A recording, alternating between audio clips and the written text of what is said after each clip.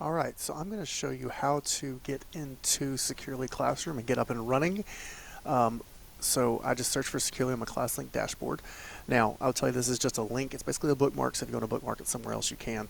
But when I come here, I'm going to go to Login, and then I'm going to go to Classroom. Now, you'll notice there's some other tools here we use like FlexTime that you may have seen. So it does kind of share those sessions, and it does seem to hold the sessions for a long time, so it may automatically log you in. But I'm going to go Classroom, and then I've already logged in, so it didn't ask me to log in with Google. I will tell you, if you, for example, you were using Flex last time and it pulls it up, you just click this box of boxes and you can toggle between the tools. You don't have access to all of these, so it may not even show up on your list, but just letting you know, that's kind of what's going on there. Now, you'll see you should already have your classes, and your kids will already be in there. And I will go through some of these things, but this video I just want to get you up and running. So all you do is go Start Session. You can choose which kids you want to be in the session, and then you can set the time and when it ends, and then you can add access plans, which are scenes. I know I mentioned no more scenes, but just kind of letting you know that is there, and I'll kind of talk about why once we get in. And then you can also start with like a lock collection, which again, if you've ever got questions, you just do this and you can kind of read and see what's going on. But that's just kind of a collection of locked sites or locked kids. And then you can limit the number of tabs. And then there's some bonus options down here that I like. One of them being close all open tabs on start. Now, if you've got kids, you've already told them to get to the test, or if you've got them doing a warm-up activity, I wouldn't do this. But if they're just coming in clean, it's a good way to do it because, they love to leave a tab open because they think they're getting away with something all day. It closes that tab and ends whatever that thing is. So you can do that, and there's some other tools here that you can do as well. And then you just start session. Now, now you're going to notice some different things here. Okay, notice it's not streaming the screen, it's doing a screenshot. Okay, and it every so often. So that should help. So the streaming is the reason a lot of times we get the spinning wheels and the problems and the other things of that nature. Okay. Now, if I want to actually stream the screen, I can click on this here, and it will actually start streaming the screen. Okay. And then I can see all the different things. I can share their screen with the class. I can see all this different stuff. Like I can see and kind of decide like, hey, what's going on? Now I'm going to have some fun. I can block this side automatically. So that's the cool thing. That's the reason I said sometimes you don't need the scenes.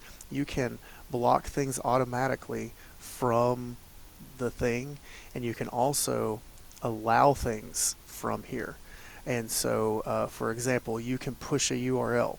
And when you push a URL, for example, putting them back on task, or just sending what you want the class to do for the day, it automatically allows it if you need to. Okay? And so that's kind of what's going on there. All right? So you can see they're having fun. You can lock the whole screen. You can lock the site. You can release, which means lock them into it. You can do different things. So those are little options. If you're ever confused about what to do, just hover over it. You can also share your screen to the class as well. Okay? Now I'm going to close that out. So all those tools you saw for the individual user, you can also do for the class as well. And so that's the one reason we liked this. It's all kind of contained within the session. You don't have to pop in and out necessarily. If you change your mind and you do want to add those access plans, you can do that here.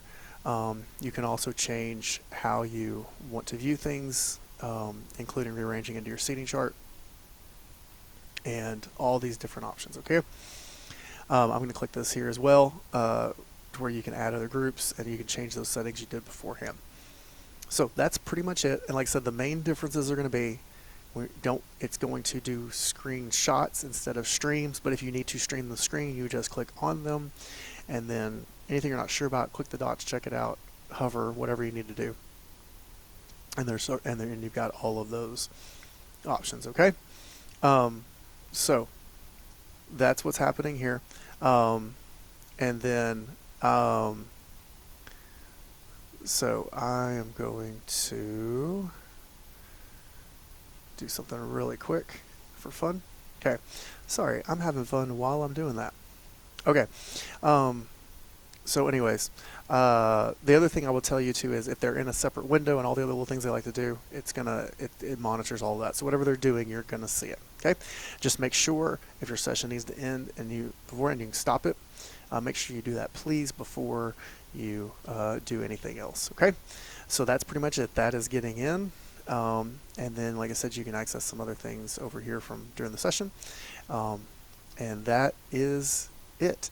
You can see I accidentally clicked out, so I can go into my active sessions here, and I can stop the class and end that session, and I am done.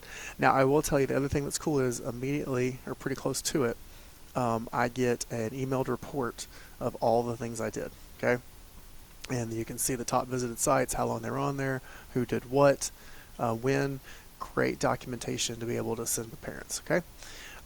So that's that. That's getting in, that's getting going. I'll send some more stuff next. Thanks.